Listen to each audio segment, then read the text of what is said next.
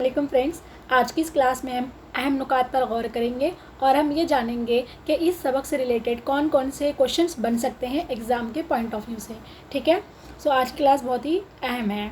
तो हमने अहम नुकात में देखेंगे। सबसे पहले हम सबको मालूम है कि खलिया क्या है, क्योंकि खलिया क्या इंसान की एक बुनियादी फेलियाती और साख्ती इकाई है, ये तो हम सबको मालूम है। और खलवी खशा किसको बोलते हैं? खलवी खशा यानी कि ये खलिया है, मान लीजिए खलिया है, खलिया के अतराफ जो लेयर होती है उसको खलवी खशा बोलेंगे, ये तो मालूम है। खलवी दीवार, अगर नबाती खलिया की बात करेंगे तो वहाँ पर आपको खलवी दीवार देखने को मिलेगा, जबकि हैवानी खली में कोई भी खलवी दीवार नहीं मिलती, ये तो मालूम है। खलिया माया किसे बोलेंगे? जो खलिए के अंदर जो लिक्विड पोर्शन होता है ना, जो क्या बोले लिक्विड पोर्शन जो भी होता है उसको हम क्या बोलेंगे? खलिया माया बोलेंगे। क्या बोलेंगे? खलिया माया। ठीक है। और एक मरकज़ा बोलेंगे। मरकज़ा क्या होता है?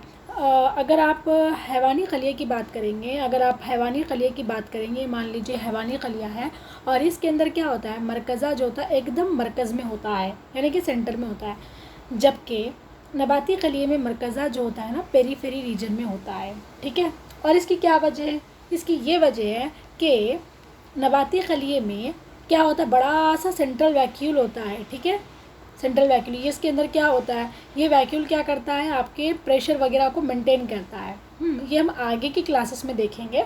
यहाँ पर एक ही बोलना है कि मरकज़ में तो यहाँ पर सेंट्रल वैक्यूल होता है, इस वजह से मरकज़ा क्या होता है? इधर तरफ चला जाता है। किसमें? नबाती खलिया में। ये नबाती खलिया है हमारा, ये क्या है हमारा? नबाती खलिया। ठीक है, ये क्या है हमारा? हैवानी खलिया।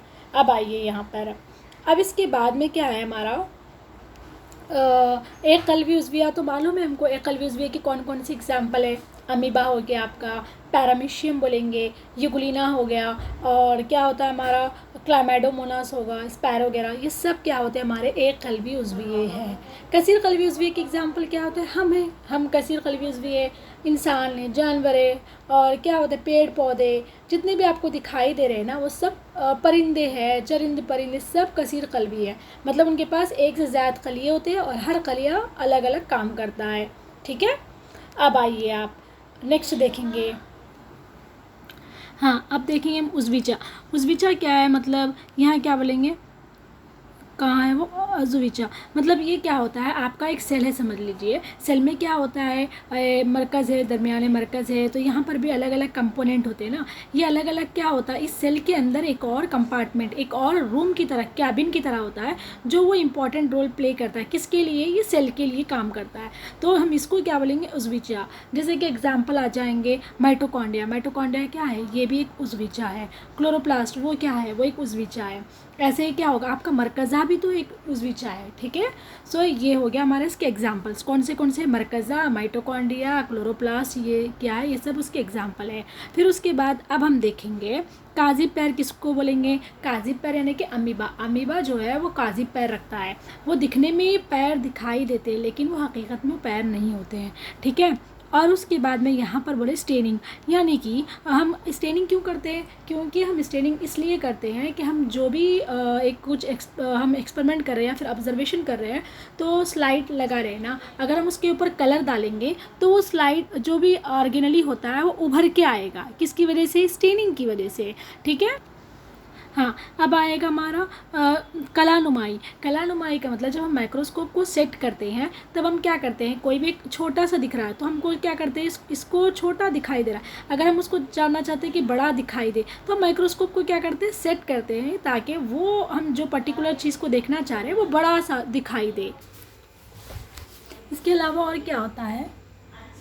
यहाँ पर क्या होता है? फोकसिंग, तामसिक बोलते हैं, यानी कि हम क्या करते हैं? माइक्रोस्कोप को इस तरह से फिट करते हैं कि वो पर्टिकुलर पे फोकस कर सके। ठीक है। इसके अलावा हम देखेंगे आज हमने क्या सीखा, यानी कि तमाम जिंदा उज़्विये खलिए से बने होते हैं। ये तो सबको मालूम है कि तमाम जिंदा उज़्विये, ऐसा कोई भी एक उज़्विया नहीं है जिसके पास खलिया नहीं है, सभी के पास क्या होते हैं? खलिए होते हैं। ठीक है। और 1665 ईस्वी में रॉबर्ट हुक ने सबसे पहले खलिया का मुशाहिदा किया, यानी कि खलिया का सबसे पहले जो मुशाहिदा किया किसने किया? रॉबर्ट हुक ने।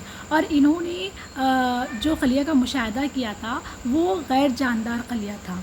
ठीक है, उसमें जान नहीं थी, नॉन लिविंग था। और किस में मुशाहदा किया इन्होंने? तासीब मिस्री के पत्ते यानी कि ऑर्चिड प्लांट, तालिब मिस्री के पत्ते यानी कि ऑर्चिड प्लांट के पत्ते में इन्होंने क्या किया? मुशाहदा किया। ऑर्चिड प्लांट के पत्ते में किसने मुशाहदा किया? रॉबर्ट हुक ने। कब? 1665। लेकिन ये क्या था हमारा? गैर जानदार था। और जानदार पत्ता यानी कि जो लिविंग था उन्होंने लिविंग सेल की सबसे पहले किसने मुशाहदा किया? Antony von Leeuwenhoek. ठीक है, अब आइए, अब देखिए खलिए के 3 अहम हिस्से होते हैं। एक खलिया है, मान लीजिए ये खलिया है। खलिए में क्या होता है?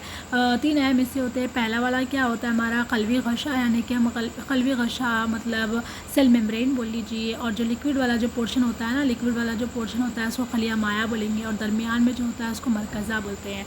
ठीक है, और उसके बाद में क्या होता है हमारा? जो नबाती खलिया होता है ना, हैवानी खलिए से मुख्तलिफ होता है। कैसे मुख्तलिफ होता है? क्योंकि नबाती खलिए में एक और परत होती है, उसको बोलेंगे हम खलवी दीवार बोलेंगे। जबकि हैवानी खलिया में कोई भी खलवी दीवार नहीं होती है, सिर्फ खलवी गशाई होता है। ये एक बहुत ही बड़ा डिफरेंस है। और इसके अलावा और क्या था? नबाती खलिए में क्या होता है? मरकज़ा जो होता है ना साइड में होता है, जबकि हैवानी खलिया मरकज़ा एकदम बीच में होता है। ये हो गया हमारा। ठीक है, और क्या होता है जिसमें कलवी दीवार होती है, यानी कि नबाती खलिए में कलवी दीवार होती है। तो ये दीवार का क्या काम होता है? ये दीवार क्या करती है मालूम है? इसको ना प्रोटेक्शन प्रोवाइड करती हैं, मजबूती देती है और सख्ती बख्शती हैं। क्यों? क्योंकि पेड़ पौधे क्या होते हैं, जब तेज़ी से तेज़ हवा आती है तो भी पेड़ पौधे अपनी जगह टिके हुए रहते हैं। क्यों? क्योंकि उनके अतराफ़, उन सभी सेल के अतराफ़ क्या होती है? कलवी दीवार होती है। इसीलिए तो अपनी जगह पर टिके हुए होते हैं ना। अगर ये कलवी दीवार नहीं रही तो वो भी गिर सकते थे। कुदरत ने ऐसा उनको बनाया। ठीक है, देखिए और देखिए उसके बाद क्या था यहाँ पर क्या बोलेंगे? खलिए तादाद, ये तो मालूम ही है ना सबको। खलिए तादाद शक्ल और जसामत में अलग अलग होते हैं। ये नहीं कि सभी खलिए एक जैसे होते हैं, वैसे ही। और उसके बाद क्या होता है?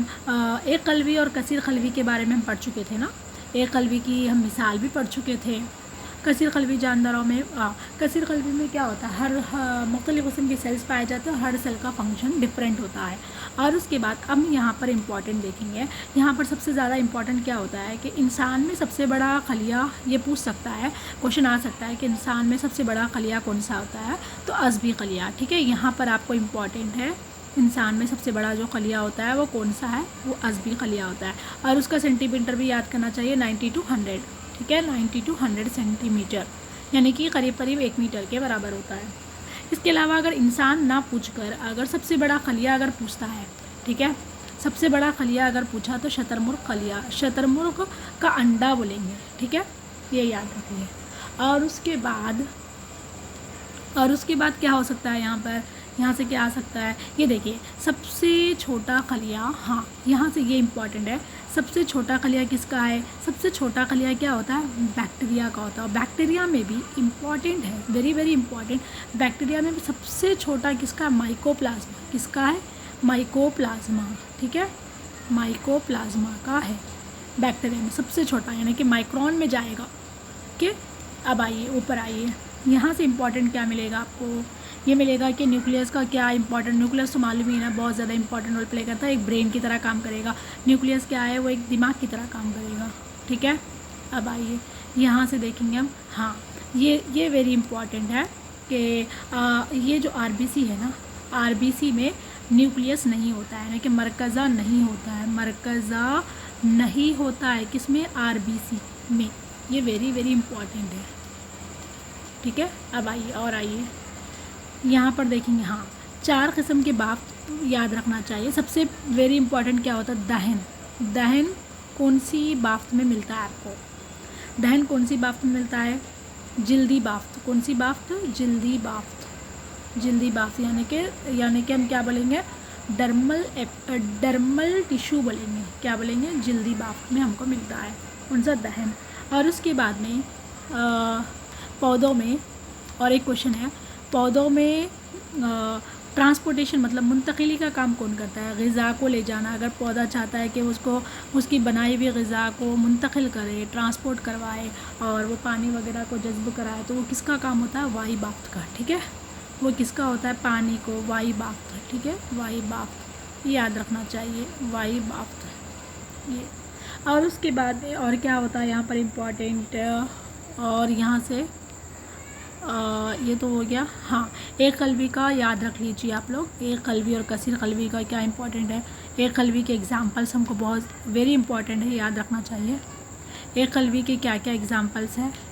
एक कलवी जो उज़वी होते हैं उसकी जो एग्जांपल होता है पैरामीशियम होगा, अमीबा होगा, क्लाइमेडोमोनास होगा, स्पैरो वगैरह होगा, और भी क्या होता है हमारा यूग्लिना बोलेंगे, इसमें तो नहीं है लेकिन याद रखना चाहिए यूग्लिना। ये सब क्या होता है, एक कलवी उज़वी है, ठीक है। हाँ, ये यहाँ से इम्पॉर्टेंट हुआ। फिर और यहाँ पर क्या इम्पॉर्टेंट होगा, ऐसा तो कुछ नहीं है सर। ये इम्पॉर्टेंट है कि प्लांट सेल में यहाँ से ये इम्पॉर्टेंट, प्लांट सेल में एक सेल वॉल यानी कि कलवी दीवार होती है, जबकि एनिमल सेल में कोई भी एक कलवी दीवार नहीं होती। इस पैराग्राफ से यही इम्पॉर्टेंट है। अब आइए आप ऊपर। हाँ, यहाँ से वेरी वेरी वेरी इम्पॉर्टेंट है, मरकज़ा को किसने दरियाफ्त किया, रॉबर्ट ब्राउन, ठीक है। रॉबर्ट, देखिए रॉबर्ट ब्राउन ने, किसने, रॉबर्ट ब्राउन ने क्या, कौन ईजाद किया, क्या ईजाद किया, मरकज़ा को ईजाद किया, किसमें, ऑर्चिड प्लांट। ये तो ऑर्चिड प्लांट यहाँ पे तालिब मिस्री यानी कि इन्होंने भी, रॉबर्ट ब्राउन ने भी यही किया। रॉबर्ट हुक थे ना वो, हाँ, उन्होंने भी क्या किया, रॉबर्ट हुक ने क्या किया, ऑर्चिड प्लांट के एपिडर्मल, रॉबर्ट हुक क्या करे, क्या बोलेंगे हम, वो तालिब मिस्री के प्लांट के जो छाल होती है ना, वहाँ पर उन्होंने क्या किया, सेल को दरियाफ्त किया था, लेकिन वो नॉन लिविंग था, और इन्होंने क्या किया, मरकज़ा ही यहाँ से दरियाफ्त किया ऑर्चिड प्लांट के। ओके, अब आइए ऊपर। हाँ, ये जो रुखसार का जो खलिया था ना, रुखसार का जो खलिया था, ये क्या था हमारा, ये एनिमल सेल था। यहाँ पर ये एनिमल सेल था, रुखसार का खलिया यानी कि एनिमल सेल था ना, ये तो यहाँ पर ये इम्पॉर्टेंट है, ठीक है। इम्पॉर्टेंट नहीं है, ये एनिमल सेल है जानने के लिए। अब आइए, यहाँ से भी हमने देखा ना कि ये एक नबाती खलिया था। ये क्या था हमारा, नबाती खलिया था। कौन सा, इससे नहीं डालेंगे, ग्रीन से डालेंगे। नबाती खलिया था, कौन सा, ऑनियन सेल का, जो हम जो एक्सपेरिमेंट करके मतलब करके नहीं बताए थे, जो बोले थे वो। अब देखिए यहाँ से क्या इंपॉर्टेंट है, शहद की छत्ती की तरह दिखाई दिया था, शहद की छत्ती की तरह दिखाई दिया था। कौन, पहली बार जब रॉबर्ट हुक ने ऑब्जर्वेशन किया था तो उनके माइक्रोस्कोप में ये दिखाई दिया। और इन्होंने ये सब किस में लिखा, हाँ वेरी वेरी इंपॉर्टेंट है, रॉबर्ट हुक ने अपना सारा का सारा जो ऑब्जर्वेशन होता है किस में लिखा, माइक्रोग्राफिया, सारा का सारा जो ऑब्जर्वेशन था माइक्रोग्राफिया में लिखा, ठीक है। ये बुक थी, किसकी थी, रॉबर्ट हुक की बुक थी वो। अब आइए यहाँ से, उतना ज़्यादा ये तो पूरे हम पढ़ चुके थे ना, हाँ ठीक है। तो इस यूनिट में इतने सारे इम्पॉर्टेंट मिलेंगे आपको देखने को, ठीक है। इसके बाद हम अगर टाइम भी मिला तो हम सारे MCQ करवाएंगे, हर लेसन्स के चैप्टर वाइज हम क्या करेंगे, आप लोग को MCQ करवाएंगे।